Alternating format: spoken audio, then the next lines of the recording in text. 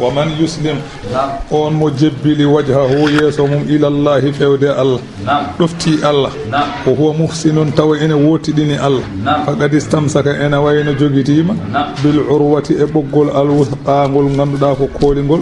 ngol huɗani tajgol mum o ila llahi ko fewde Allah aqibatu woni wattande al umuri fiya kuuji wa man kafara kala mo yeddi fala yahzunka horo sunina an muhammadu kufruhu jeddugol mum ilayna ko fewde amen marji'uhum woni ruttorde mabɓe fanu nabbi'uhum min kabraɓe bima amilu keɓe golluno inna allaha no lamɗo Allah alimun kanko woni ganduɗo bi dati suduri ko wone becce no matti'uhum min dahmitaɓe aduna he galilan seeɗa fodde gurdam mabɓe tan humma naddarruhum min ƴoñaɓe to lahara ila azabin fewde lette galisin tekkuɗe wala in sa'altahum wallahi sa namdimamaɓe kamɓe hefereɓe man khalaqa as-samawati wal arda wal tagɗo asaman tagi leydi la yaqulunna allahumma ɓe mbi ko Allah goɗɗo ala so ɓe mbi noon ɓul wi alhamdulillah jettoɗe godani Allah e ɗiɗo hujjaji peñƴi e dow mabɓe bal ɗaccuni aktharuhum ko heewi e mabɓe la ya'lamuna ganda lillahi ko Allah tan jeyma fi samawati ko wone asamanuji wal ardi ko wone leydi ko jeeyal Allah ko tago Allah ko maccuɓe Allah ha dade rewede e asaman e leydi so wona Allah inna allaha Allah huwa al-ghaniyyu kanko woni jondiniɗo ga tago makko alhamidu jettaɗo e golle mum walaw annama fil ardi hay sinno laatima ko woni leydi ko pop min shajaratin to bange leɗɗe kala ko woni e leydi fofof so wattama aqlamin kuɗi dendagal leɗɗe gonɗe aduna ɗe fof mbattame kuɗi wal baharu maayo geeñ ngoɗo ya mudduhu waɗama gombudi mum waɗama gombudi kuɗi ɗi min baadihi caggal ngoɗo maayo geeñ ngo jiiɗa ngo watte toon kadi sab'atu abhurin maaje jeeɗiɗi hono geeñ batte kadi gombudaji yanta e geeñ Allah wima nafidat kalimatullah gasata konguɗi Allah ɗi so tawi windirama gasata Allahu akbar ma gombudi ndi gas kuɗi ɗi gasa ɗi kela taw konguɗi Allah gasa Allahu akbar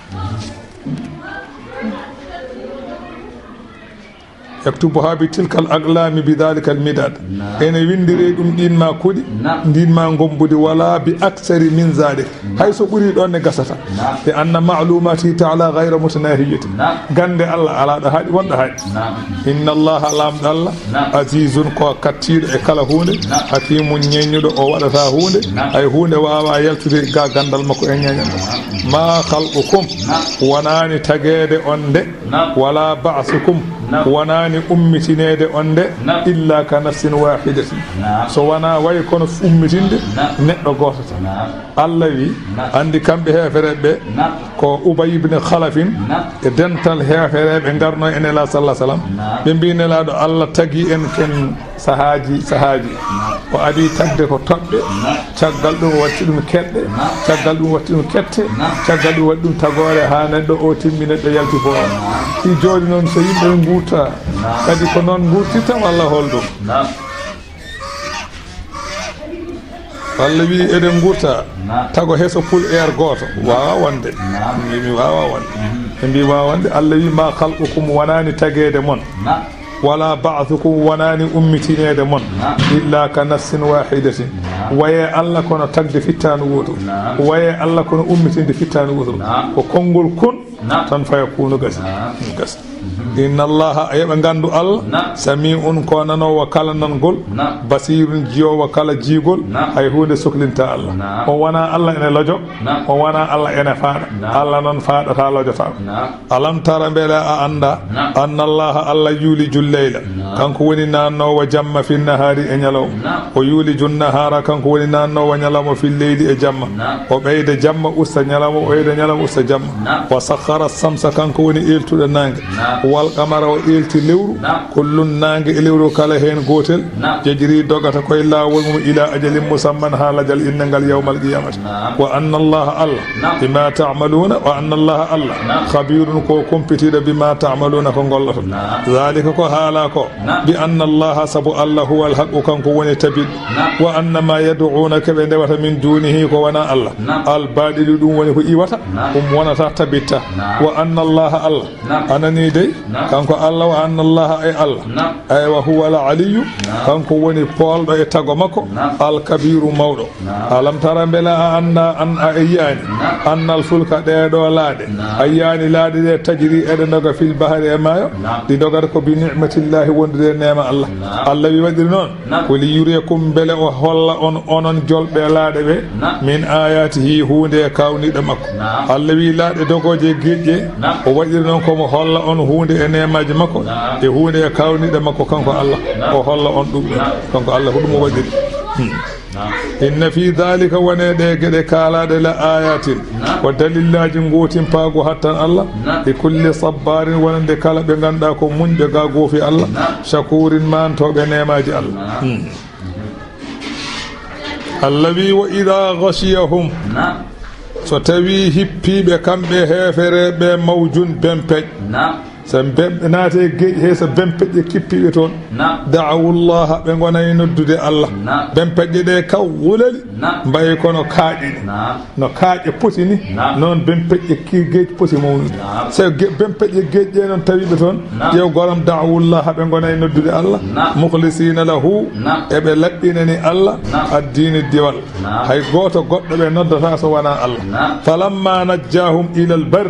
nde dandumiɓe haɓe ƴiyemoyi ɓe tacci ɓe payi jeeri fa minhum muqtasidun ene maɓɓe hakkidiɓe hakkude wonde kefere e wonde julɓe wa minhum bagin ala kufrihi ene hen kadi ɓe ganduɗa ko heddiɓe keferu men Allah wi wama yajhadu bi ayatina yeddata kawniɗe amen ɗeɗo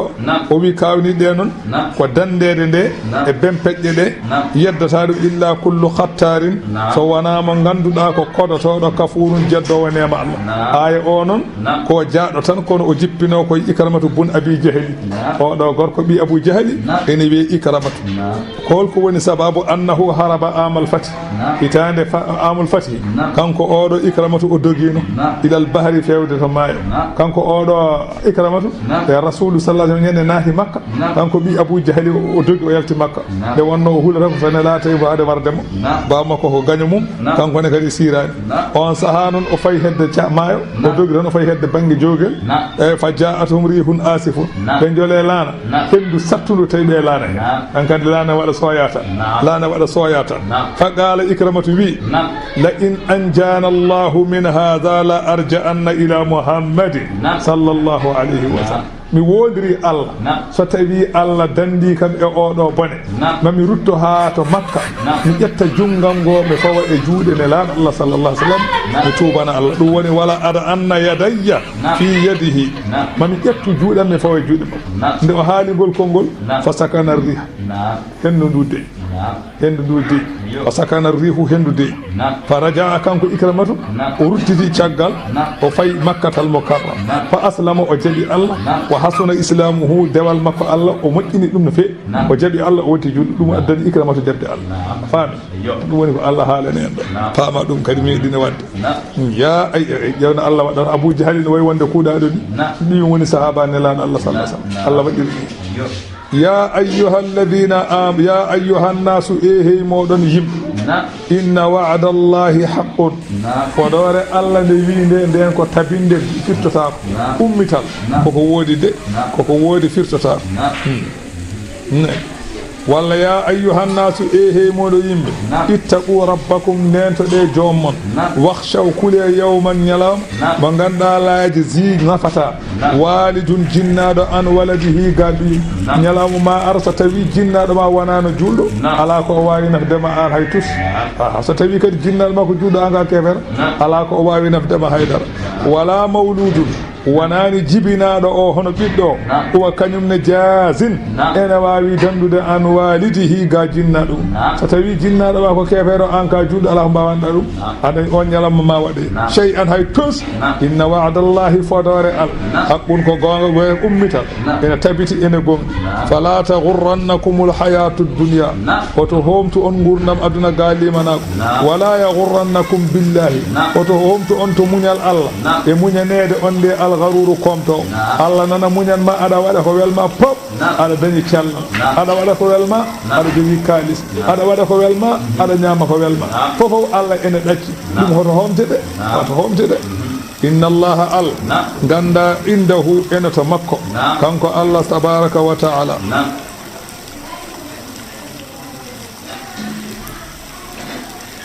andi rasul sallallahu alaihi wasallam en paami andi aya qur'ana wi walladhina amanu wattaba'atuhum ذريتهم بإيمان ألحقنا بهم ذرياتهم الله تبارك وتعالى وحالني أن وبي إنغاندو دا إنغون إني الله واتبعتهم ذريتهم بيت مبه غير نديبي مبه إكو بنغون إني الله كم الله يوم القيامة ألحقنا بهم ذرياتهم بيت مبه إبن بابي يانو دفو كامبو بابي رابي بيت ما توي fami min ƴengi tan e maɓɓe ɓiɓɓe ɓe famide ɗum woni ko kalɗen ko so tawi bamma ko julɗo kay oɗon nafodira tawde ka julɗo tawi bamma ko julɗo an ɓiɗɗo o kanko ɓurma ko rewi Allah omo nafma tawi anne ka julɗo an ɓuuri baba o ko rewi Allah kono baba o ni rewi Allah oɗon nafodira woni ko sirani ko baba kefere ɓiɗɗo julɗo walla ɓiɗɗo julɗo ɓiɗɗo kefere baba julɗo ɗum woni ko hoolnaji kono julɓe kay ɗiɗo ene nafodira sabu rasulu sallallahu alaihi wa sallam Fatimatu bintu rasulillah ana la ughni anka min allahi shay'an o wi ganda min ala ko mbawmi nafdema e lefte Allah haydara holko woni sababu o fa huwa tahdhirul laha min al kufri ko rentinde Fatimatu bintu hoto wontu kefere keferu ganda ena taƴa asko gonɗon nguɗon ko keferu o haɗi Fatimatu kono kay kanko kay rasulu kay andata e neɗɗo andata e bonɗo mo Allah bonni saka noon mbaɗo Fatimatu bintu en Allah wi inna allaha Allah non indahu enato makko ilmu sa'ati gandal de darga darato holko woni sababu korko goto ne wiye Harshi bunu Umar o wi rasulu sallallahu alaihi wasallam mata sa'a holde darga darato ana qad algaytul habba fil ardi famatas bodo jabbi gawram komi jabbuɗo gawram holde darga darato mi anda eyi mata sama a tamɗuru holde toɓo asaman arata wamraati hamilun joom suudama ko reede fofu fa hal hamluha zakaru am unsa beele ko gorko walla ko debbo wa ayu shay'in a'maluhu gadan holko jogomi waɗoyde janngo wona mbiɗa ka annabi haalanam ɗum wala gada alimtu bi ayi ardin wulittu fa bi ayi ardin amutu mboɗa andi ɗo jibinami kono hoto mayani omo namdo ɗum nelaɗo omo namda nelaɗo namde joyi o wi nelaɗo holde darga darato saabu komi gawɗo gawram holde asaman toɓata joom suudam ko reedu ewa ɓinguel ngel ko woni ko gorel walla ko dewel holko jogolmi gollude janngo andi kam mi andi ko gollumi janngo ko jogol wadde mbiɗa andi ɗo jibinami holto mayani Allah tellini ayo Allah wi inna allaha indahu ilmu sa'ati Allah o wi ɗo makko ɗo ko ɗon tan woni gandal darga woni koto Allah ko Allah andi hay goto anda wa yunazzilu al-ghaytha kanko woni jippinowo toɓo kanko andi holde toɓo jippoto hol on waktu hol so toɓi jippima ɓe holno wayata ene mbiya météo ji ne kaala toɓo kono eɓe kaala kadi wasa wadde Allah tan andi toɓo eɓe mbiya toɓon toɓo wasa tobde eɓe kaala ɗum kono Allah kadi ene waɗa kañum andi kañum tan wi andide toɓa sen toɓa sa toɓata wa ya'lamu ma fil arhami Allah andi ko wone ranga beele ko dewel walla ko gorel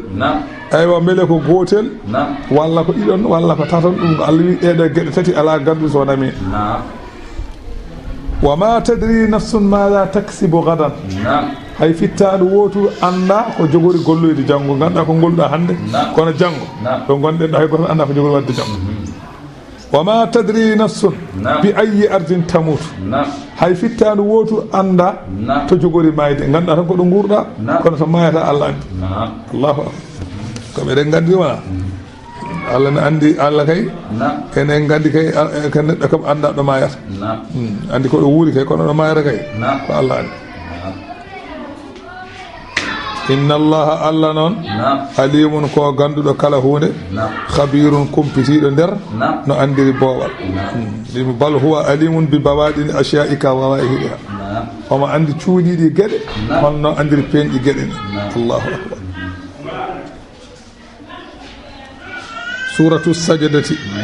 simore nde ko noon nde wiyete wiyama kayre ñalaaɗo Allah ne janngannode fajiri ñande aljuma fof omo janngannode ɗo simore e halate alal insani eywa oɗo hadis noon shafa iyu kañum jaggi ɗum kala almami almuɓe shafa iyu ñande aljuma fof subaka salatu ɓe juulirta ko eywa alif lamim laaray ba daɓɓe darɗe ɗiɗi ɗe alif lamim darde premiére nde darɗe ɗimme nde halate alal insani almam malik noon nanngani ɗum nde wonno nelaɗo ne waɗa noon kono golle ɗe gulaki hen wiyama rasulu sallallah sallam o meeɗa lelade jamma o janngani alif lamim oɗo e tabarakalla wiyede mum e nde wiye kadi dandore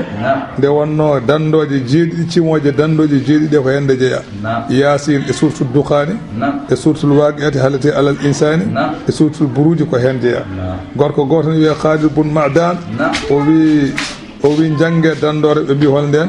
o wi alif lam mim tanzilu saabu yettimamimi gorko goto ene jangganno ala e qur'ana simore nde o jangganno e aduna so wona kayre tan o wi ko kewɗo goofi noon kanko gorko o nde o maayi simore nde bibje mum sari ɗum e makko o wi Allah wi joomam yaafo oɗo jiyaɗo Allah oɗo ne hewno janggandemi Allah jaɓanni timore nde tefore Allah wi bindanemo kanko oɗo gorko janggannoɗo nde ɗo simore kala bakkan bindanemo moƴƴel kala martaba kala gotel mbaɗanemo martaba ɓeydanemo daraja ɗum woni ene moƴƴita maana bismillahi simore nde noon ko aydi capantati bismillahi en ballinorima inde Allah arrahmani ko inde Allah arrahimi ko inde Allah alif lam mim Allahu a'lam bi muradihi bihi Allah andi muyanimo e ɗe karfeje tanzilul kitabi jippogol qur'ana la rayba fihi sikki ala hen qur'ana jippi min rabbil alamin ko ummarade jeyɗo bindi am ɗaccuni yaquluna eɓe mbiya kamɓe hefereɓe iftarahu wonde nelaɗo Allah ko pepindiɗo qur'an jawab mum ko wona gonga bal huwa ɗaccu qur'ana kay alhaqqu ko gonga tabidɗo min rabbika ummarade joomi Allah jippiniri qur'ana o ko li tunzira nga ha jertinira qur'ana o ɓawo man yimɓe ɓe ganduɗa ma atahum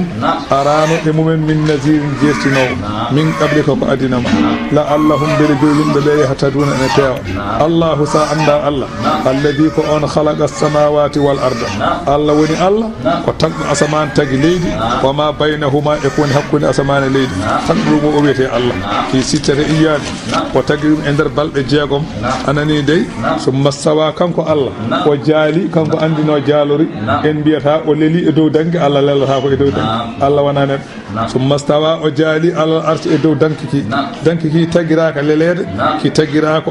ñeñal Allah ko ñeñal Allah ki tagira wona hakki lele Allah tagirani danki ha lelo hen ala ko ñeñal Allah tan a faami o woni humma stawa kanko Allah tabaraka wa ta'ala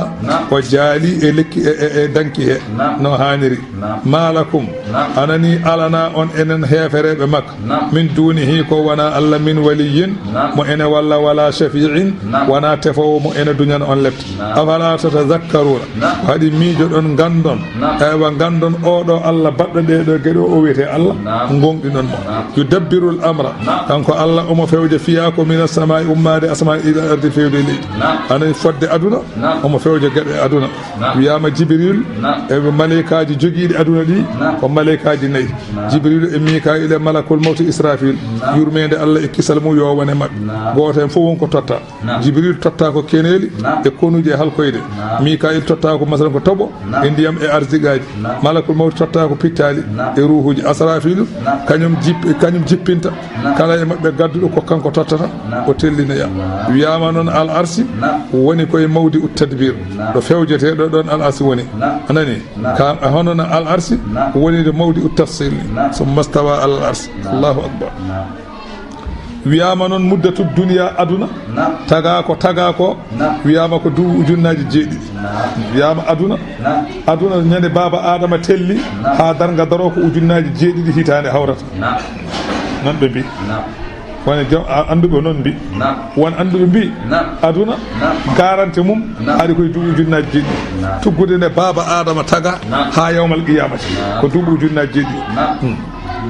bu isa rasulullahi sallallahu alaihi wasallam fil alfi sadis wiyama noon nelaɗo Allah nela koye ujunere wattore jeegom nde koye nden nela kanko nelaɗo Allah ujunere wattore jeegom nde ko nden o nela ko nela ko ummi makka noon fewde madina joni ko ujunere e duuɓi temedde nayyi e duuɓi capantati e duuɓi nayyi hikka ɗon yarata paamen kandi koye weeso gonɗen de mato sirani no feewi wiyama noon wo muddatu ummatihi tazidu alal alfi sanati leñol makko ngol ene ñiiɓa e aduna he ko ɓuuri ujunere hitande ganda noon en ɓuuri ɗo ujunere en birtima ujunere kam ɓenni kono wala tablugu ziyadatu alayha 500 sanatin so ɓuuri ujunere kam timmata temedde joyi fawta ko hen ɗum noon kam holnake saabu kanko ne sala o nelama o woni makka duuɓi sappo e tati o ummi makka o fay madina ko ummi madina ko fewde ko ummi makka fewde madina ko joni ko duuɓi ujunere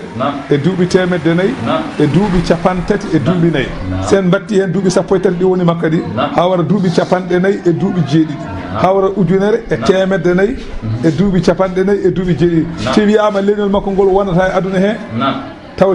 fodde duuɓi temedde joyyi ganda heddi ko capanɗe on paami gande e ciiraji o wi kama zakarahu suyuti fi lkashfi an mujawadati hadihi l ummati l alf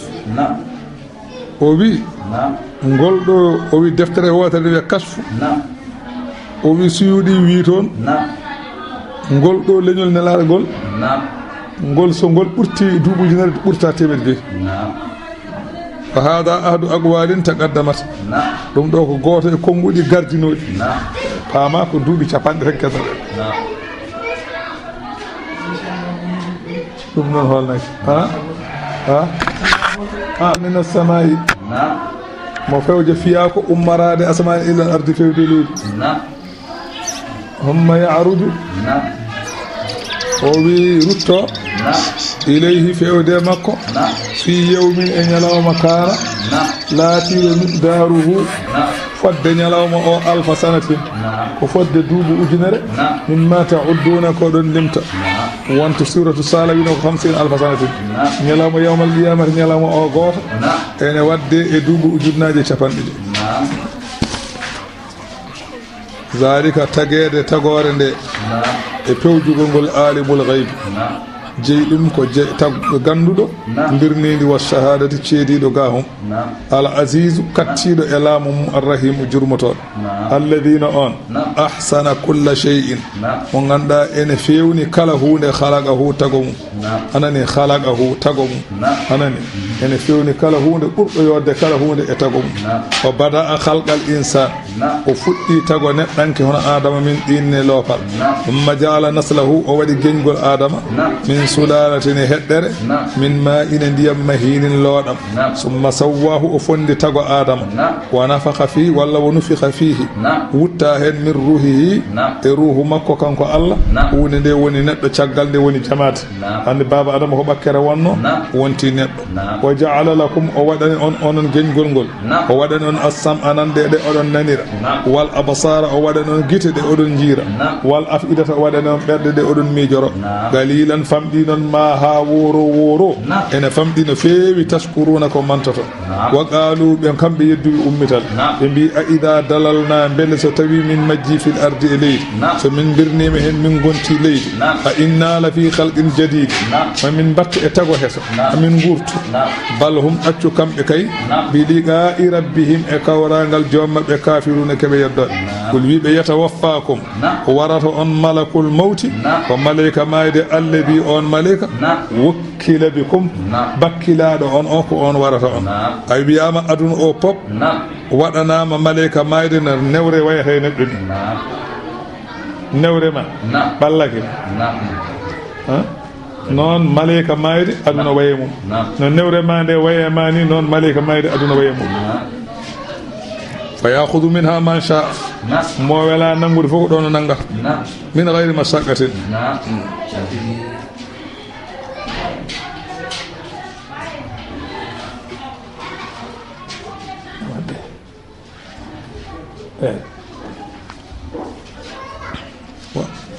o woni ay ɓuura jonde wona sens lama yongi non sens anani qul yatawaffakum wi ena wara on malakul mawti malaika maida alladhi on wukkila bikum haba Allah jalla don feewde joom mon pour jawuna dutterɗon jaɓeɗon golle mon walaw tara sa yi idil mujrimuna tumande heefereɓe nakisu kofi ru'usihim koye mumen inda rabbihim to joom mabɓe sa yi ɓe turi koye mabɓe ɗo Allah ñande yawmal qiyamati eɓe kirsi ñande en jiya ko hulɓini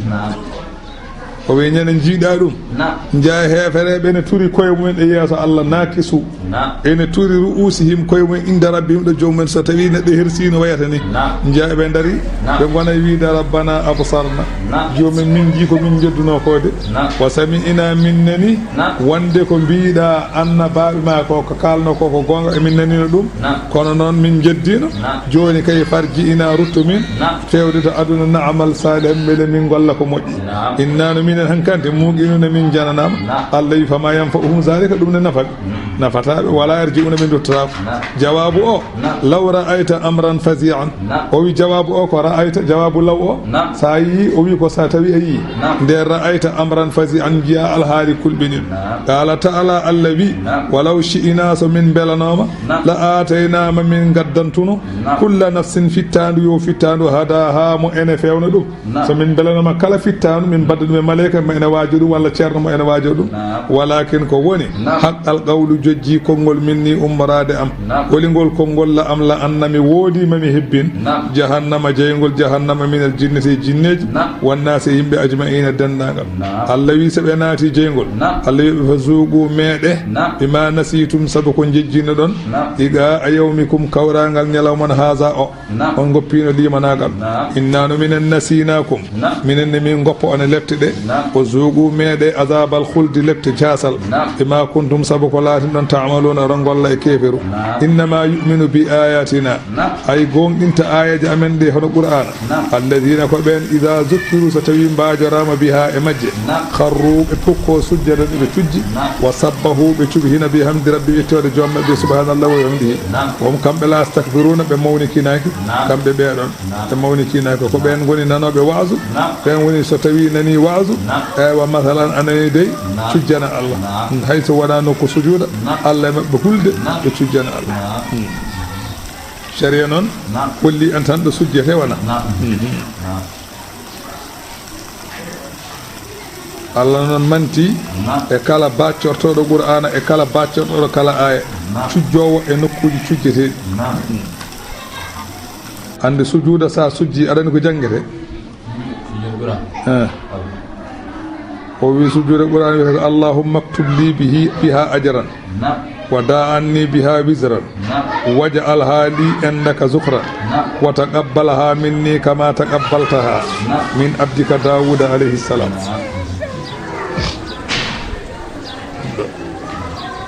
fami ɗum ɗo ne sujji ɗum ɗo jange ɗum ɗo jange tan o wiɗo lago fiya ida addu'a o wi ene ɗaɓɓa sa sujji duwaɗe duwa o ɗon ko wiwa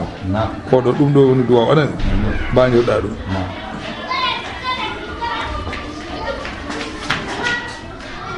o wi tata jaafa junubuhum ene luncito bangeji mabɓe anil madaji'i gaalelorɗe o wi ɓe ganduɗa ene luncito bangeji mum gaalelorɗe so tawi jamma ari gummo gona e rewde Allah yad'una rabbahum ɓe gona e rewde Allah joom mabɓe o khawfan e hulde lepte Allah waɗama ana e ɗaminade yurmede Allah anani saabu rasulu sallallahu alaihi wasallam o wi serani jibril ne wasiyomi e darade jamma ha ganduɓe ɓurɓe suɓede e leñanam ngol ɗanata wa mimma razaqnahum ko min garjigini ko yunfiquna ke be nafaqoɓe fala ta'lamu allawi andani nafsun fittandu ma ukhfiya lahum ko suudana wonandeɓe min qurrati e ɓuɓɓam ayunin gite hay goto anda holko moftanato ko Allah moftani ɗum ko Allah moftani julɗo hay goto wawa miijare Allah tan andi sabu rasulu sallallahu alaihi wasallam o haalti hadisul qudsi wi Allah wi a'adattu li ibadi salihina mi fewjani jiyaɓam moƴƴuɓe mala aynul ra'at ko yitere wa meeɗa yiide saka miijo wala uznun sami'at ko nofru meeɗa nande wala khadara ala qalbi basharin ko meeɗa jolde ɓernde neɗɗo ɗum pewjanmi neɗɗo ɗum woni ko joɓanmi ɗum tagi Allah wi fala ta'lamu nafsun ma ukhfiya lahum min qurrati a'yun ko Allah suuɗanimo to ko jogori yobdema ko fittandu andata ɗum ko haala ɗo ko aljanna ko ni way ko ɗum ko ha ɓernde ma yowo ɗon kono aljanna ɓuuri ɗon aljanna ha hejata sifa aljanna ko woni toon ko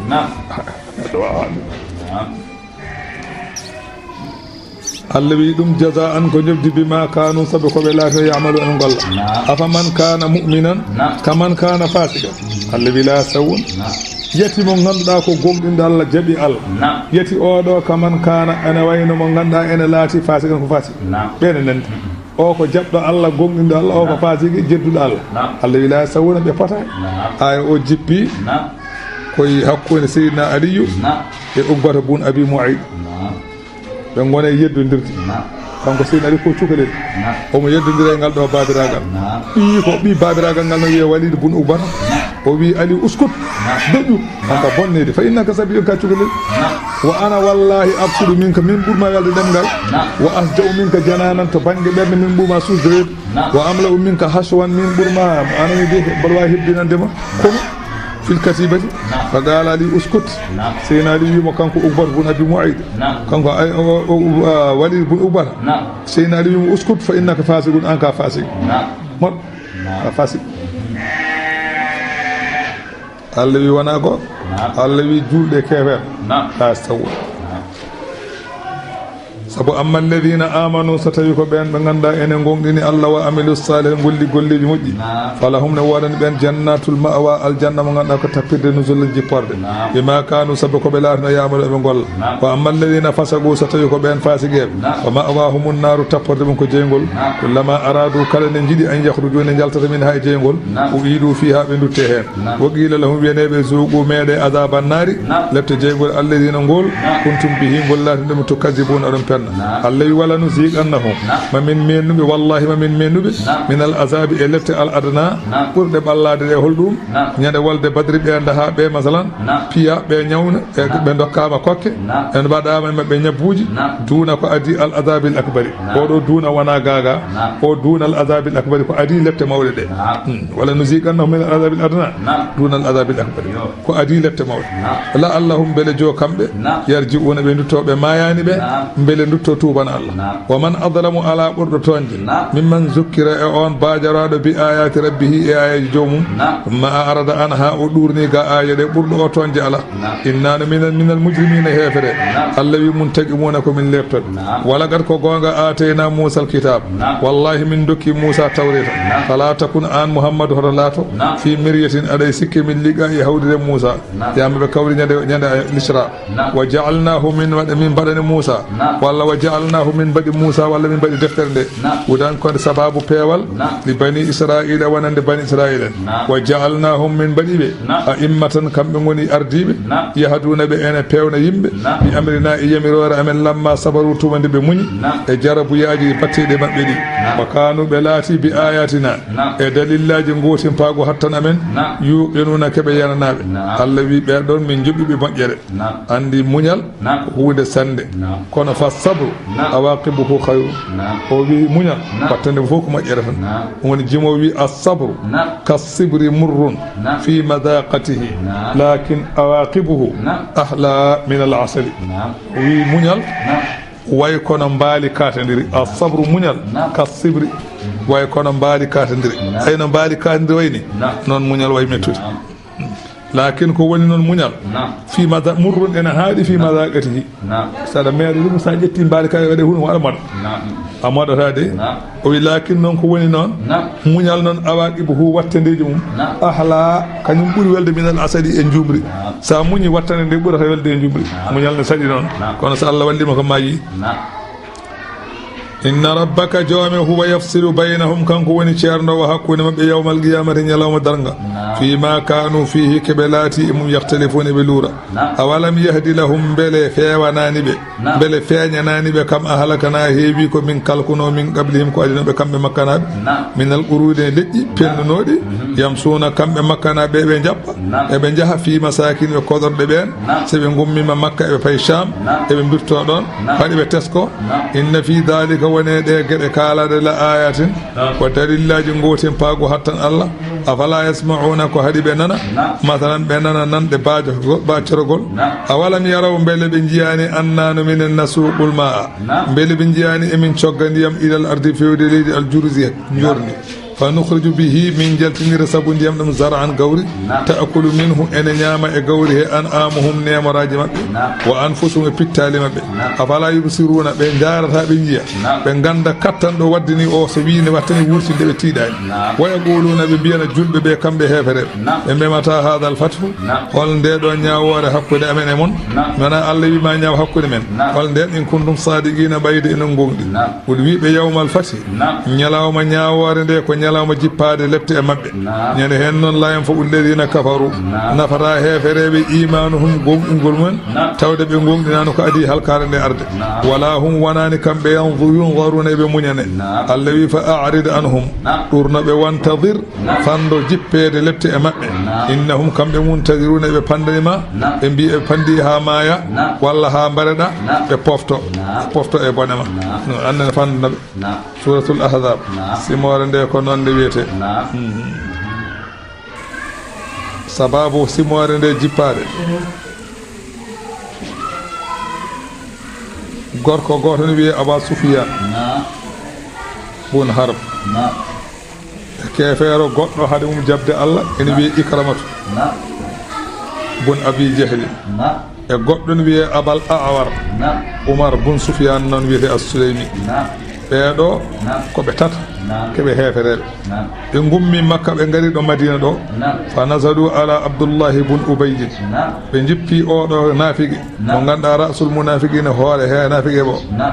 baada qitali uhdin caggal walde uhdi ɓenni wa gada aɗahum nabiyu sallllahu alih w sallam al amana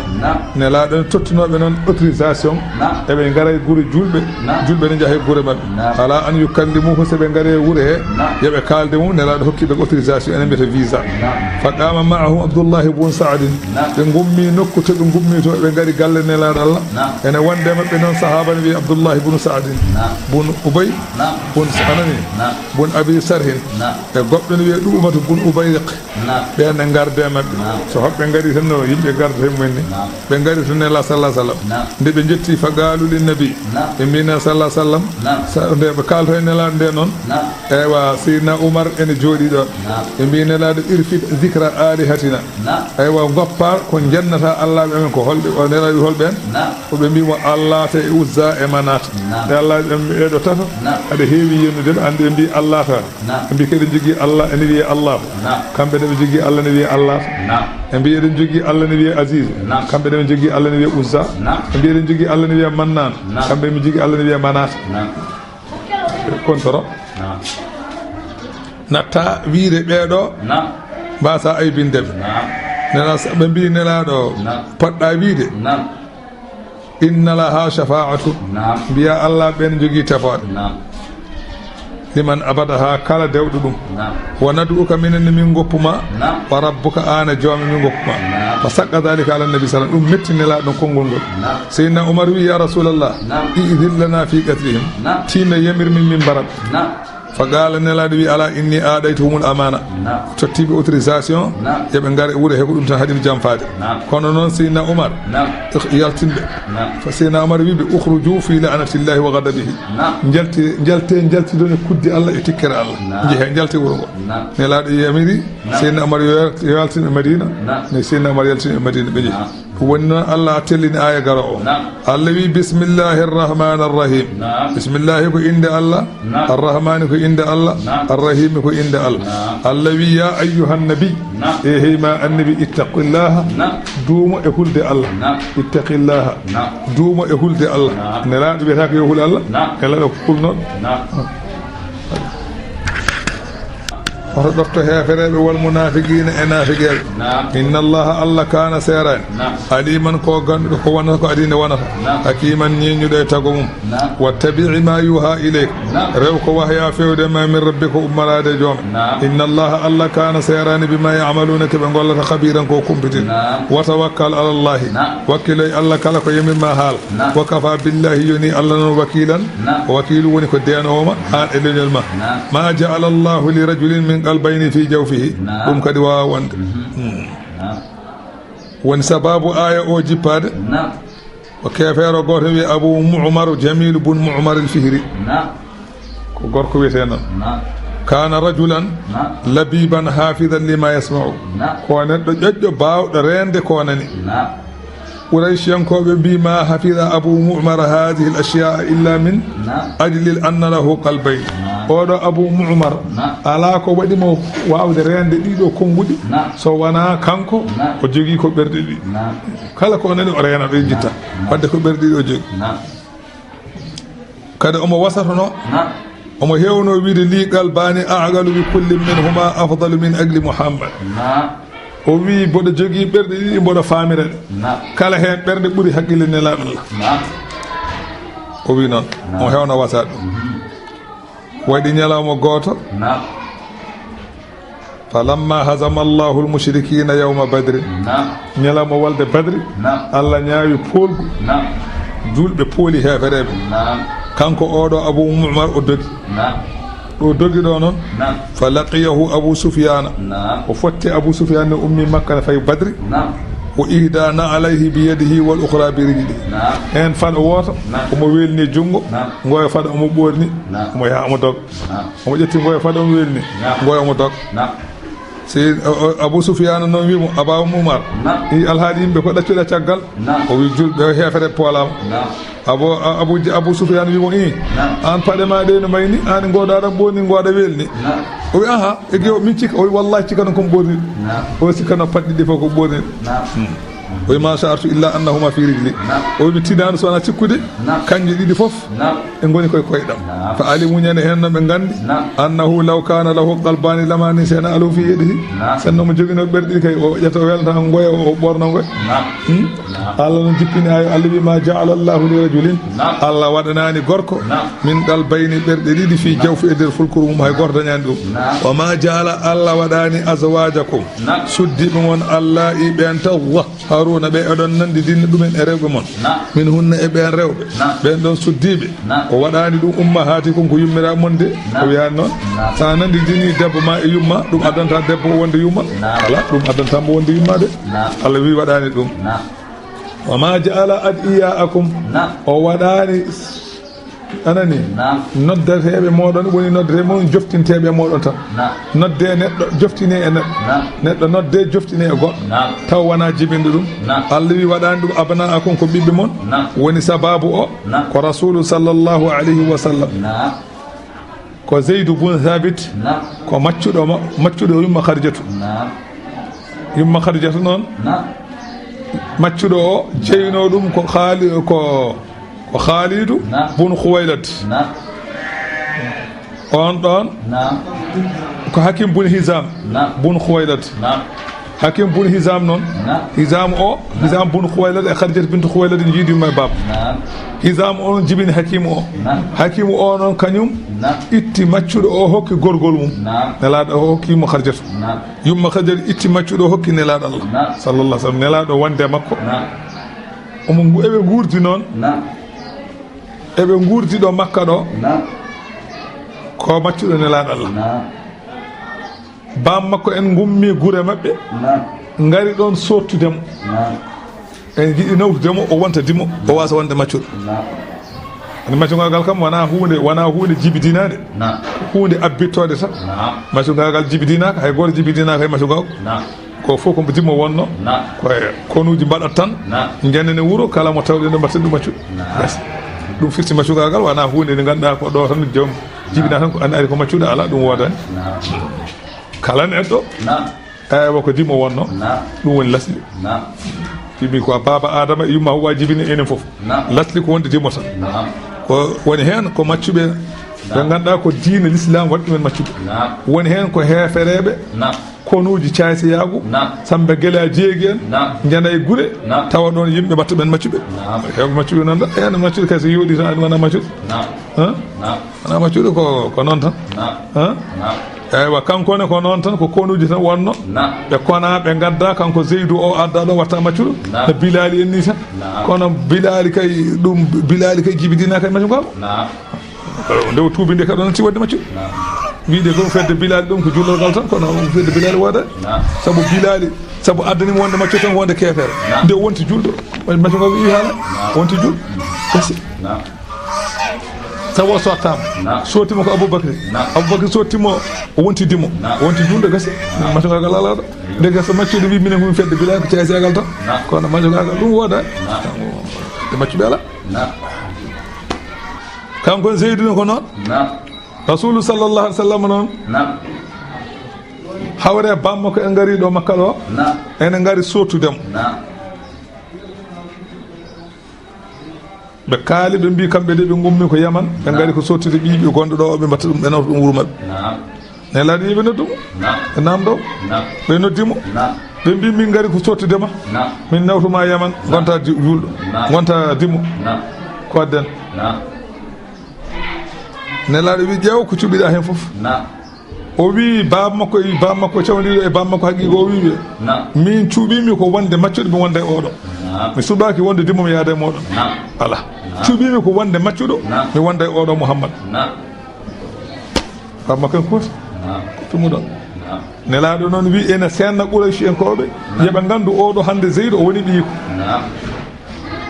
Zeydou wonti ɓiyiko yo Quraysh koɓe janan ɗum Quraysh ko fof jaɓanimo ɗum kala batu Quraysh koɓe omo tawe e yeeso wonde ɓine laaɗa sallah sallam kala batuji ɗiɓe mbatata omo tawe omo lomto hen nelaɗo Allah ha dewgal yonti o wi nelaɗo ɓiɗo res nelaɗo ƴamanimo banum debbo tan saabu ko ɓi Safiyatu bintu Abdul Muttalib Safiyatu e bammu nela saɗa jiirima e bam nelaɗo ƴamanimo hen Zeynabu bintu Jahshi dendagal ñen hen makkanajo arabe kanko faƴi kanko e nelaɗo Allah yummakko e bammu nela jiirima e bam kala arabe kanko faɗɗi ñande hen te Zeydou ko ɓalede kurum ko guttanmo waynino way te ko maccuɗo kamɓe ne nelaɗo ari ƴamdemo nde o sikkano ko nelaɗo kañum ƴamanta ko hoore mum kanko e mawni ko Abdoullahi ibn Jahsh ɓe paami noon nelaɗo ƴamanta ko maccuɗo o ɓe mbayno salatoɓe seeɗa ni Allah jippini wa ma kana li muminin wala muminatin ida qada Allahu wa rasuluhu amran an takuna lahumul khiyaratu so Allah jippini Allah hananani julɗo gorko e julɗo debbo so tawi Allah e nelaɗo mum belama huude an jogoɗa hen sumga mbiya ko ni foti wonde kondima hen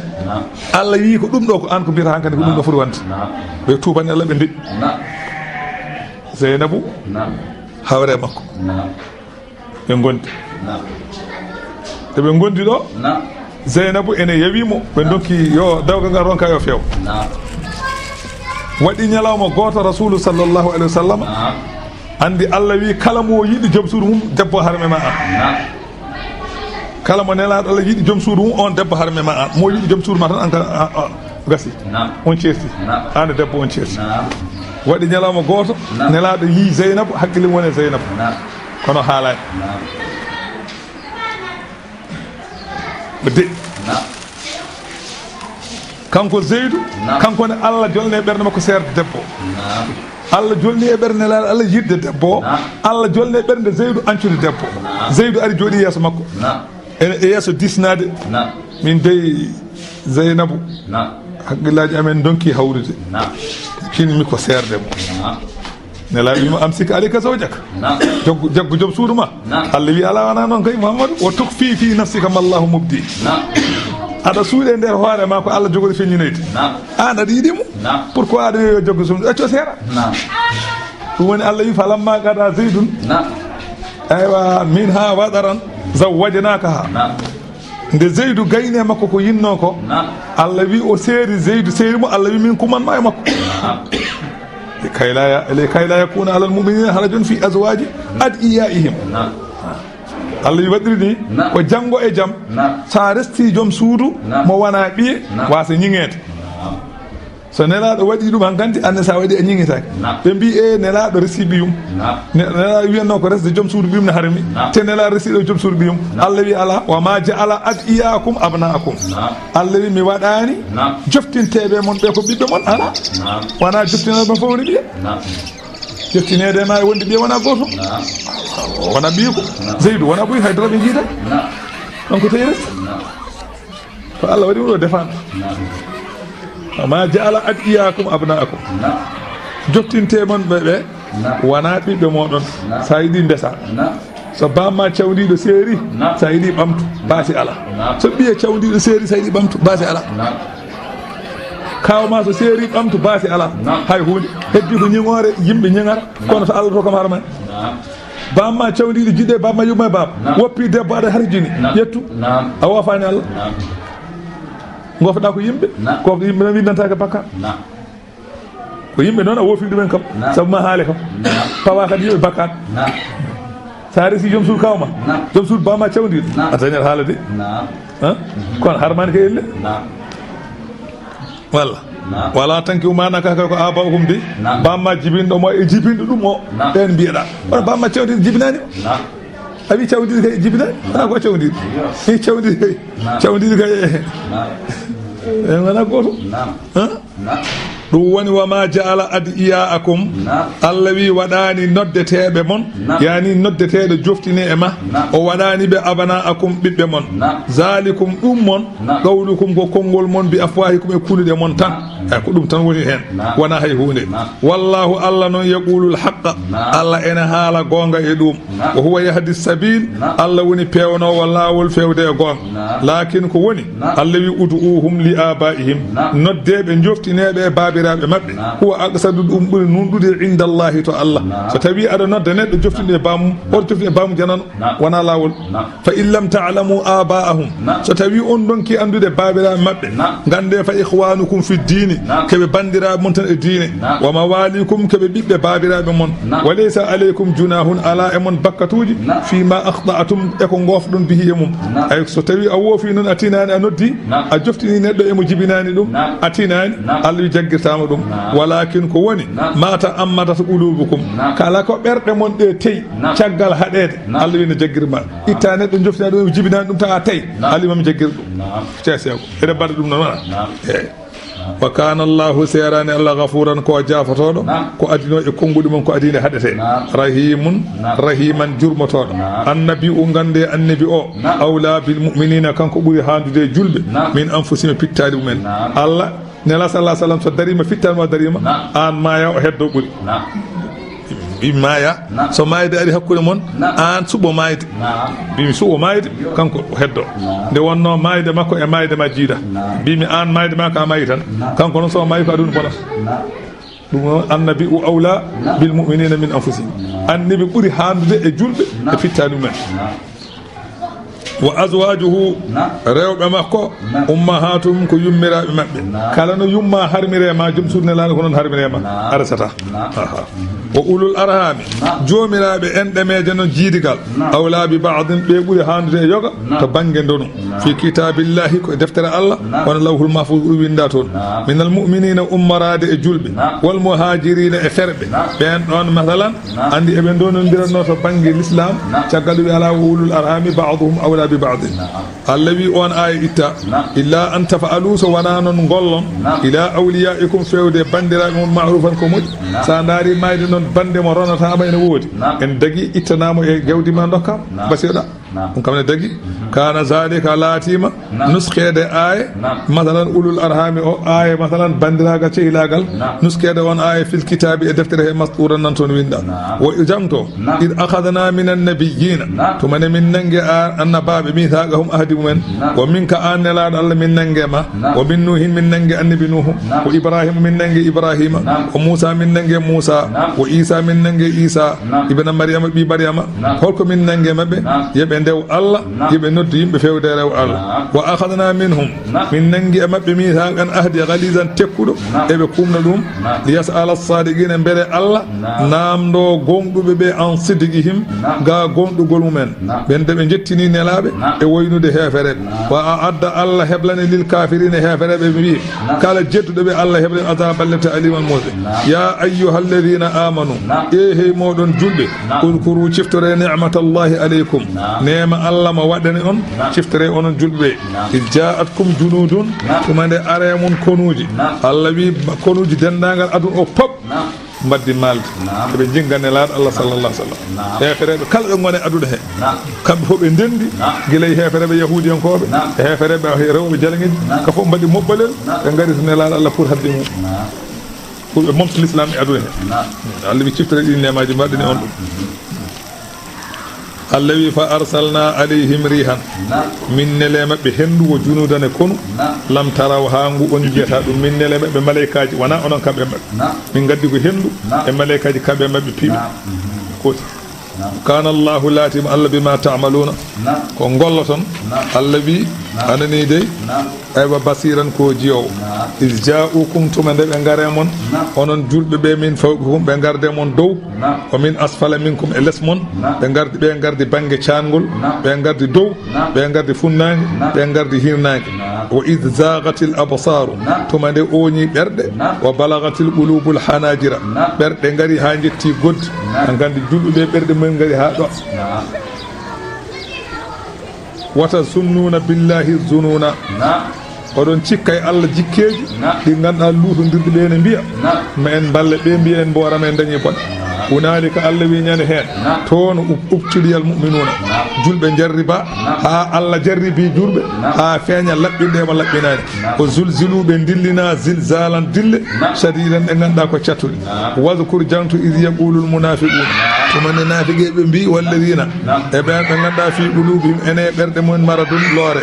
ane ma wa'adana Allahu wa rasuluhu holɓe Allahu wa rasuluhu Allah enelaɗo mum poddanani en illa ghururan so wona komti nafiqeɓe eɓe julɓe ɓe ganduɗa wona julɓe no fewi julɓe yulɓe ɓe mbi Allah enelaɗo mum poddanani en so wona komti wiide enen eɗen gueɗi gueɗɗo moɓɓolel eɗen mbawi habde e hefereɓe aduna o foof e ɓen poolɓe ene kecce wa id qalat ta'ifatun jangtotumani wi fedde minhum e mabɓe kamɓe nafiqeɓe ɓe mbi ya ahla yathriba e hemon madina naɓe la maqama lakum ñiɓirde alana on farji u dutteɗe pewre nder wuuro ɓiɗono kaɓe ɓe ɓawande andi julɓe fof jaltino gari ha caggal madina ɗo dari aduna o foof kala kefeɗo woni aduna ari Salmanul Farisi andi aduna o foof kamɓe ɓuuri bonde Farisi naɓe Iraq e Iran aduna o mumtas kamɓe ɓuuri wawde haare ko ɓooy wona joni ay fiyete Amérique ne bonino sa yi Amérique wawiɓe tan ɓe kuccodirani face à face soɓe kuccodiri face à face ɓe dardata koye mabɓe ko foti no ɓirande mbewa kuccodirani face à face tan to Amérique woɗ to woɗɗo ɓe mbawa yettade toon kono sinno tan kono enen e Mauritanie mo Amérique ala ko wawi mabɓe aduna foof kamɓe mbawi tuf Salmanul Farisi noon koye sahabaɓe na sallah ko toon jeeya ko Iran najo o wi Rasul sallah sallam mbaɗe jaam bama salam o wi Rasul sallah sallam minen noon emin joguino peeje somin kaɓene min mbaɗanno ko holɗum o wi minen min kewno wadde ko gambol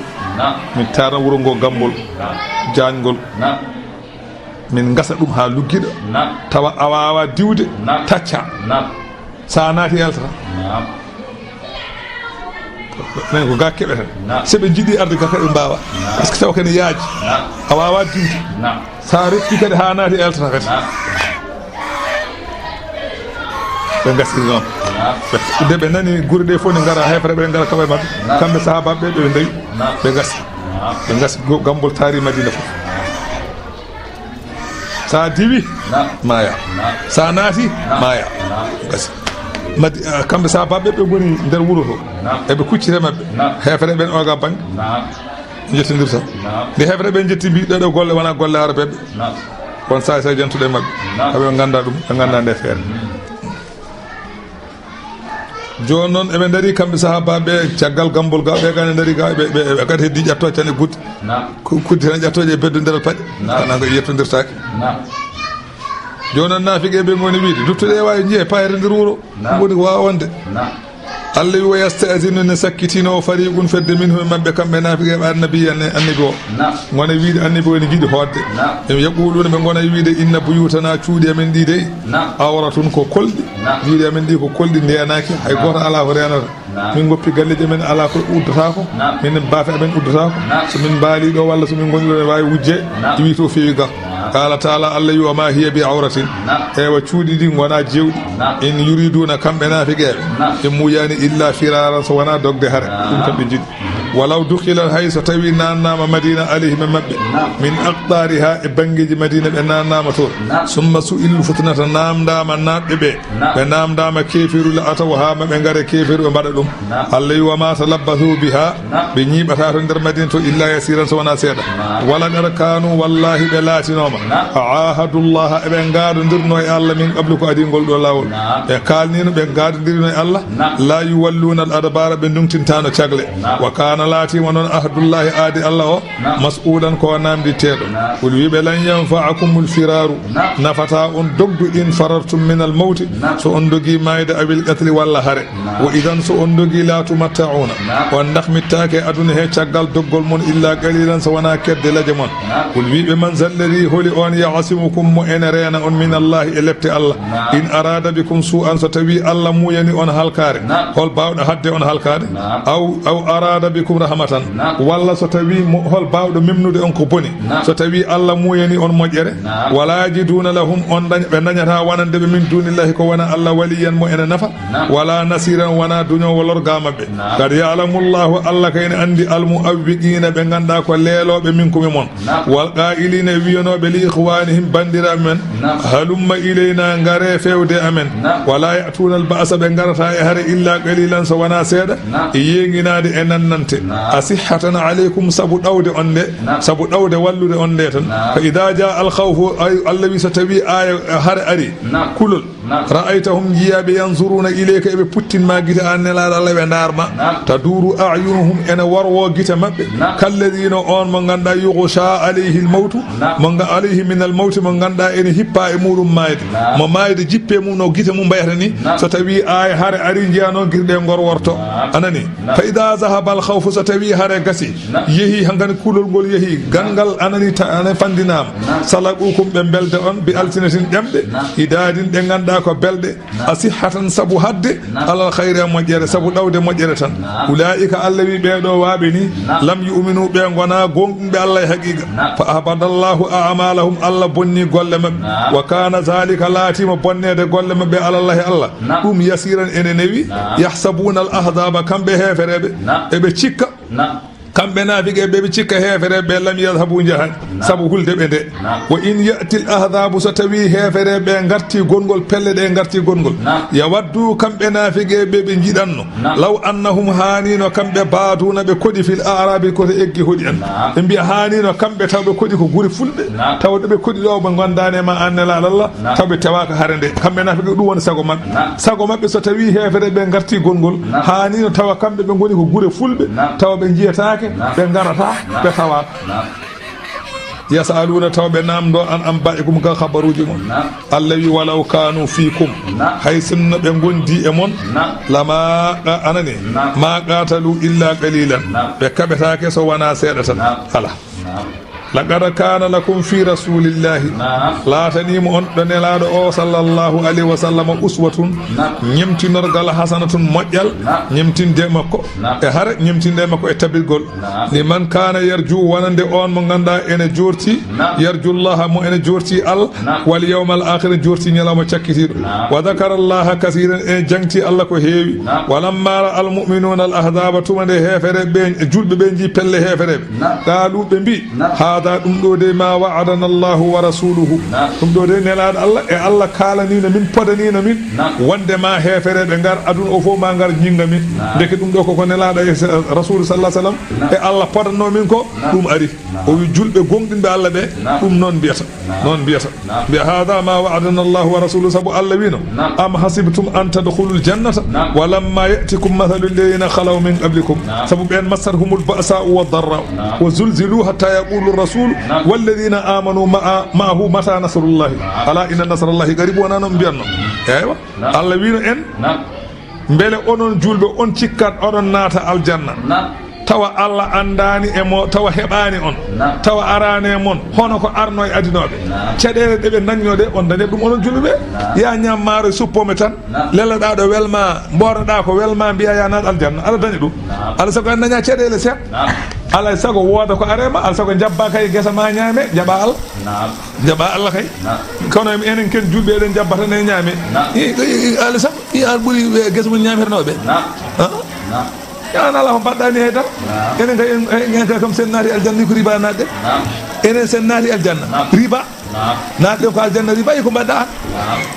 an heblata galle ma juula ƴetta ko e calligoɗa galle ma ndiyam ɓuuɗam paya jama juula wonani hay 5 métre garta e galle ma ñama maaro suppom ñalla e jam an ko mbaɗɗa o ara yiya ɗiyo joni daara ɗiyo ne ware andara joom suuma ne ware dara yumma ne ware dara bamma ne ware ƴetteɗa oɗo a habab wona jeygol ni huɓɓa kalifa makko o wi ko jeygol ngol jeddane laaɗo Allah walla ɓellere ma ñifa jeygol ngol o jabaki on weddimo e jeygote ha ɓellere keeci makko ñifi jeygol ngol fo o yeddane laaɗo Allah ko enen sen naati aljana ko mbaɗɗe enen mbaɗaɗi ɗon fof wiyata ko Allah ala min de somi nanggama waɗa noon mi sirande wiidemi de Allah ala kam tiiɗani haydara wadde ko ɗum ceerno ɓeeɗo ko ɓerɗe ɗe ko kakɓi ɓe honumen ala hay so on bone dawi hande heeɓa goddata hefreɓe sirani feewi bone mabɓe kawruno so dawti hande ceerno sirani de a yedde paali wutteji perode wutteji paali de nde ɓe coyni a hefereɓe aduna fof ɗe gaari jingude ɓe nde kamɓe julɓe haqiqi ɓe mbi hada ma wadana Allahu wa rasuluhu ɗum ɗo koko Allah e nelaɗo mum podanno en ko wa sadaqa Allahu wa rasuluhu Allah gonɗi nelaɗo mum gonɗi e fodore mum Allah wi wama zadahum ɓeydani ɓe e ko hefereɓe gaari jingude ɓe ko illa imanan so wona gonɗinde fodore Allah wa tasliman e jebbilade yamirode mum minal mu'minina rijalun ene worɓe ɓe ganduɗa ene julɓe he worɓe ɓe ganduɗa sadaku ene gonɗini ma ahadullah alayhi ko gadodirno e Allah e muɗum enen gonɗini ko gadodirno e Allah fa minhum ene mabɓe noon man qada nahbahu ɓe ganduɗa alhaali mum ne gasi yani ene mabɓe mayɓe waraɓe diine Allah wa minhum man yantadiru ene mabɓe kadi fandiɓe ɓe cuwa mayde wama baddalu kono gostitaki kam tabdila ne gostitagol ene hen heddiɓe ɗo gonno dirtani ene hen noon kam dirtuɓe Allah wi liyajziya Allahu sadiqina o waɗirini ko ha Allah yoɓa gonɗumɓe ɓe sidqihim gonɗingol mumen koye kono ɗo fa minhum man qada nahbahu wa minhum man yantaziru tijani en ko ɓene dallinoro ɗum ene hen ɓe ganduɗa jaggi wirdu tabiti e ko jaggi ko ha mayde woni hen mayɓe maydi hen woni heddiɓe ne keddodi hen minhum man qada nahbahu wonen ɓe haaju men gasi maayi jaadi hen wa minhum man yantaziru wama baddalu tabdil firtani noon wona hen saji ni ɓe pirtirta ni wonde min babam wonduno tan koye Haruna ko Haruna jagguinomo wirdu anne sa ari ko Haruna jagguitomo wirdu ɗum ko fenade wirdol jeeɗo hay goto bam jeeyo so tawi babam ko Haruna welno ɗum min mi ari welimi ko Aliou Sy ko tampaya an kay ello o ko jagguto Aliou Sy ko délégué Haruna ko délégué noon jogui tan ko carnet sa addi piyama aɗa e fedde sa aɗa yalti hay ceerno goto suusa wiidem ka tijani enke hay goto kadi suusa wiide a wona hay ceerno goto ala e aduna he cuuɗo wiide ka tijani enke tan kara wiya tan ka birdo o dañ koydi koko wona gonga ɗum anda sabu gonɗo tijani fof ko juulo andude neɗɗo ko juuɗo wala juuɗo ngo ma leyɗe paye mum gaddete komo juulo wa amma ko heddi ko en ganda omo wirde noon eɗen jantinemo seɗen limta tijani ko eɗen limtamo hen wa amma noon tañorde ko ɗum tan ɗum sirani eɗen mbawi noon wiide omo wirda tijaniya eɗen mbawi wiide ko juulotade en julda e makko ɗo katten so wiide o yalti lawol ngol sa ceerno a wi nana feni ceerno fof biɗ neɗɗo yalti lawol ngol feni so wona sarɗi jaltino ɗi goppuɗa sa woppi sarɗi ɗi yalti lawol ngol ɗum ga wona kanko yaltinma ko an yaltin hoorema tawde ceerno o rokkanma wirde haalnima sarɗiyeji wima oɗo sarɗi sa waɗima yalti lawol ngol oɗo sarɗi sa waɗi yalti lawol ngol a waɗi adande yalti ɗum ga soni yiiɗi tawi oro muso wuno ko makko ne jara jarani ko ceerno wima yalti ko an yaltin hoorema an woppi gasi wa amma aɗa wirda ceerno wiide yalti so wino wiya simti ana ka yalti walla cippiro ceew ja lawol ngol noon ba ceerno hay goto ja lawol ngol lawol ngol ko lawol Cheikh Tidiane hay goto ja lawol ngol lawol Allah lawol ne laaɗo Allah hay Cheikh Tidiane ko almudo o wi kanko Cheikh Tidiane o wi ana rajula min gafi lilaga so tawi ngol hoddirama ko debbo min goto woni gorko maggol gasi heddi ko almudo kala gonɗo e lawol ko almudo saabu ganda kan ka almudo ganda goto fof ko almudo tan e lawol he ko ceerno dokkuɗon o e dokkuɗo ɗum o e an e Cheikh Tidiane pop laazimi wasifa asur jumata mbaɗa ɗo haaji ko mbirta ko ɗum mbir salatul fatih jawdu kamal astahfirullah wadata goɗɗo gataji goɗɗe ngala ko ni tan ni foti ceerno dokkuɗon o e dokkuɗum e dokkuɗum o ha Cheikh Tidiane fof ɗum tan mbirta ndega ene foti ko mbatta ko ɗum mbaɗaɓe heddi an a jaɓana mimi jaɓanaka ɗum ko Allah andi ɗum ɗum ko ma tuufeje payema ne ganda ɗum noon sirani andude mide mi yiiɗa andude haade mammaya mi yiiɗa andude haade mammaya nemanta yo ɗacca tan yo wonto tan yo moftoɗo tan mi ara mi yiiɗa yaade aljanna kay min fof ɓuuri anji aljanna min de añi aljanna ma aljanna mamaya mi yiiɗa woppude maɗo so boom mi anda wondere to ko denala ene ara ne wasa arde sirani ceerno ñaami maaro so fome ɗum ɓuuri holnade ga ɓuuri welde min de ga ɓuuri welde mi to ceerno ñiiɓi ene niɓɓitte ene jiiɓide min de ga ɓuuri weldemi koye lakata kay sene welini yo won toon tan yo won kumpa de min de wiiɗa andude ceerno ɗum siira aljanna kay wona gellawi ko weeli nanore yanoɓe garta he weeli nanore min de mi yiiɗa andude yo won toon tan yo won kumpa de sene welini so yo haade deftere tan o yasiba almunafiqina Allah enen lepta nafiqeɓe insa so welama wara ɗumen e nafigako aw yatuba alayhim so welama jaɓanaɓe tubuɓe inna allaha Allah kay kana serani ghafuran ko jafotoɗo wonande tuɓɗo rahiman jurmoto ɗum wa radda allahu alladina kafaru Allah rutti ɓen hefereɓe ɓe gaysihim o ruttidiɓe tikkere mabɓe kamɓe foof hefereɓe aduna fof garini junggude nelaɗo Allah sallah sallam e sahaba mum on sah kaɓe ujunere temedde joyyi aduna o mum ko hefereɓe so wona ɓe ujunere temedde kamɓe foof ɓe gari junggude nelaɗo Allah Allah wi addi konuji mum hendu e malaikaji riwiɓe haɓe laaɓi Allah wi ɓe duttodima ɓe gaydihim e tikkere mabɓe lam yanalu hayran ɓe keɓani moƴƴere nde ɓe muyno nde wa kafa llahu lmuminina Allah heeƴi julɓe ɓe alqitala haare Allah addi malaikaji mum hendu mum kaɓe mabɓe tawa sahabaɓe kaɓaka hay goto mayani wa kana allahu sarani Allah qawiyan ko cemmuɗo azizan kattiɗo hunde fof kanko wawi a faami wa anzala alladhina zaharuhum min ahli alkitab ay wallondirnoɓe mabɓe andi nde aduna andi rasulu sallallahu alaihi wasallam yahudiyankoɓe wonɓe nder madina ɓe ko badduɗo e mabɓe malde omo nandire mabɓe ɓe mbi yo nelaɗo ɗaccuɓe wuuro he ɓe mbasa ɓe hayso ɓe jaɓani ɗum ɓe ballata kefero e dow nelaɗo Allah so nela haɓa hefere ɓe ballata hefere ɓe nela ɗacceɓe wuuri he ɓe gona hen nde wono kay woyru he ɓe jeeya ɗon nela tawi nela nde ari nde wi ko ɓe jaɓa Allah walla ɓe totta lempoji walla ɓe jalta wuuro ngo ɓe mbi ɓe mbawa jabde Allah ɓe jiiɗa yalta wuuro ngo ɓe totta lempo nela ɗacce ɓe gona hen ɓe totta lempo an lempo de alaman ɓe totta joni noon nde hefere ɓe hankanti wolde badri ɓenni hefere piya piggal kiɓal kamɓe yahudiyankoɓe wonnoɓe madina ɓe ɓe corti ɓe jeehi makka ɓe puntodiri abou soufiane en e hefere ɓe heddinoɓe ɓe ɓe mbi min gari ko wallodirde e moɗon enen hefereɓe aduna ɓe foof jingo e mouhammad e moɓɓolel mum ngel momten l'islam e aduna he foof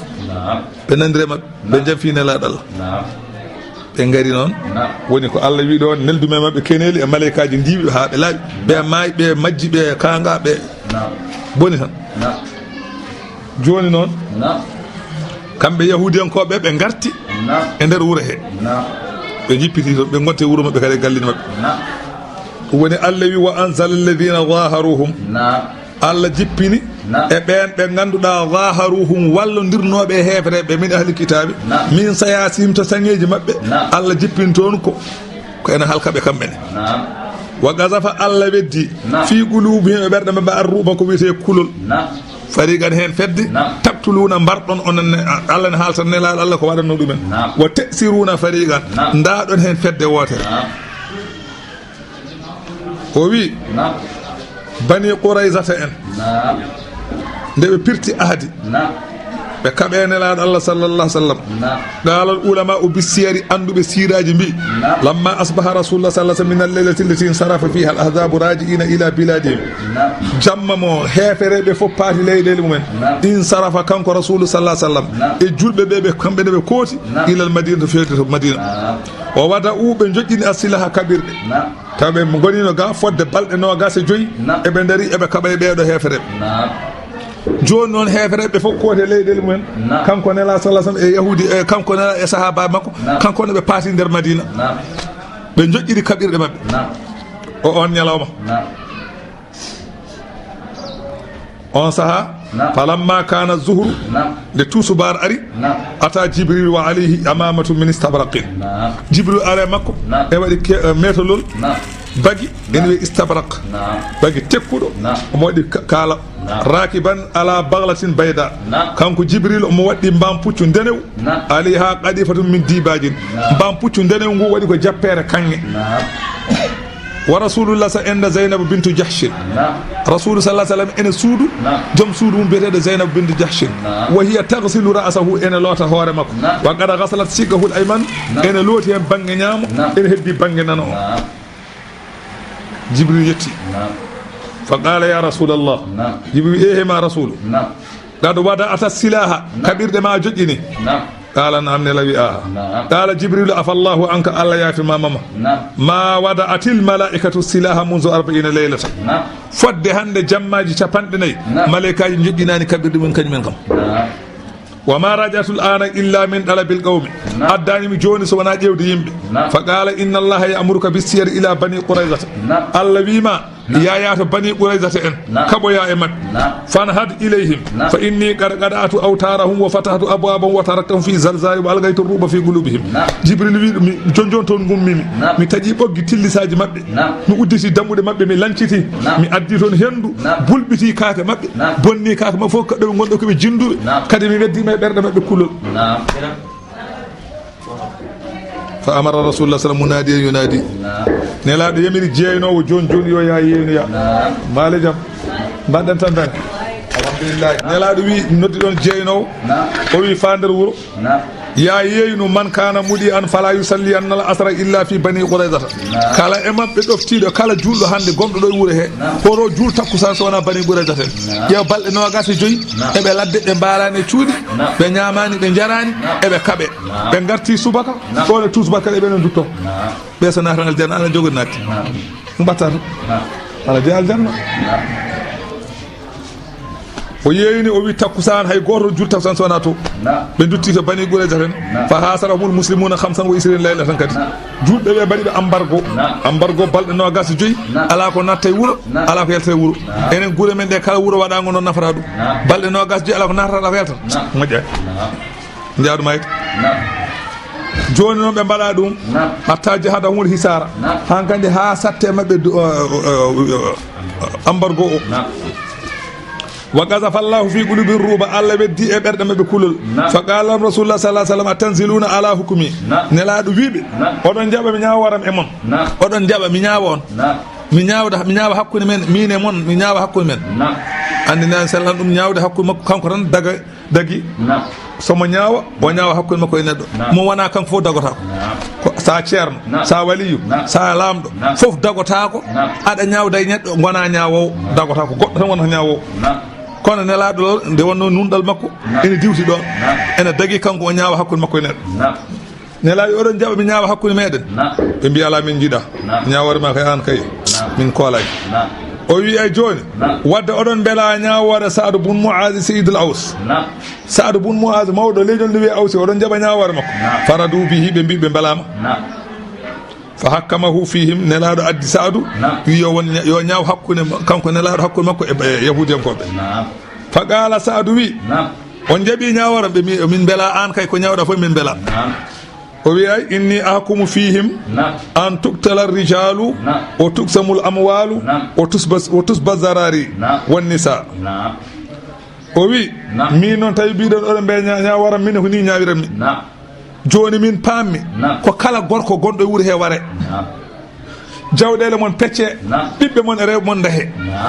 on jaaɓi nde ñawore ɓe ndej iwana mbino ko jeeɓi ñawore makko kanko ni ñawri ene wawi neɗa so ñawin taw wona ni ñawranno neɗa way mo labde rewdi ni wayata noon oɗo kañum o yurmotako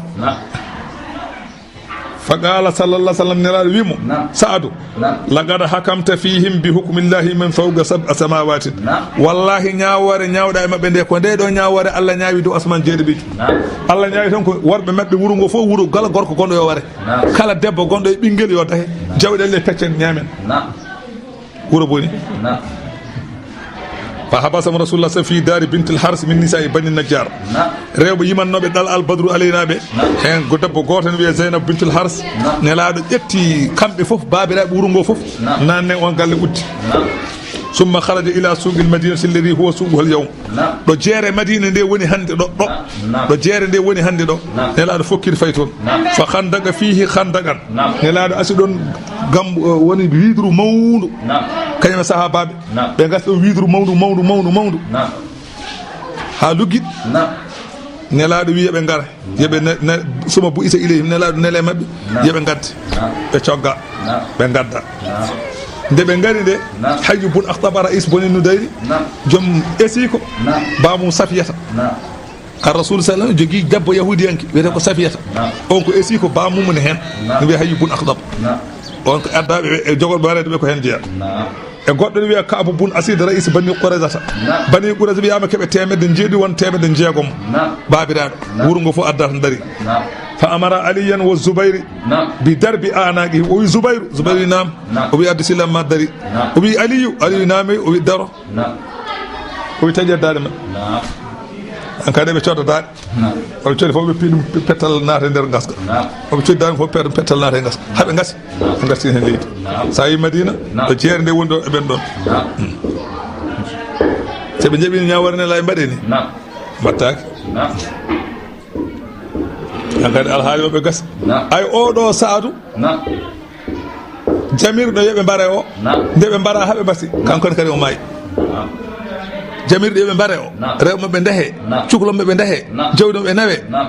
nde o wiɓe noon happari ɓe ñawande ñawde gasi kanko ɗon maayi caggal ɗum kanko nde ɓe dari to lahasab e nder Madina nde ɓe pellidirta e wajiɓe nde won pellunoɗomo e mabɓe kamɓe hefreɓe kuural ngal warani mo kono noon ngal irti ñande hen kiso maayi kanko noon maayi woni ɓe goya kanko o wi yumma Aïssa wi radiallahu anhu o wi mi wodiri mo fittando nelaɗo Allah woni e juuɗe mo o wi jani hen mboɗo wawi sendude bejji Seydina Oumar e bejji Seydina Aboubacry mboɗo suudam mboɗo daara eɓe goya Saadu